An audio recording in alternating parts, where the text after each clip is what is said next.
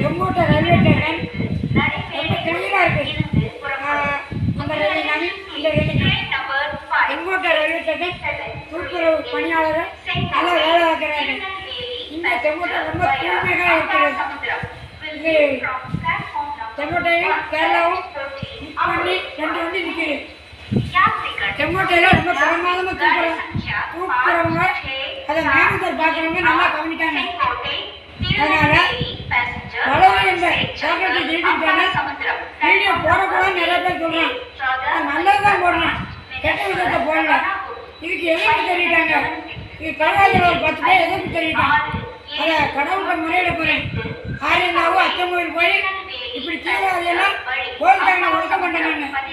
அதனால் செங்கோட்டை நல்லா இருக்கு. இந்த வேலை கிளியராக இருக்கு.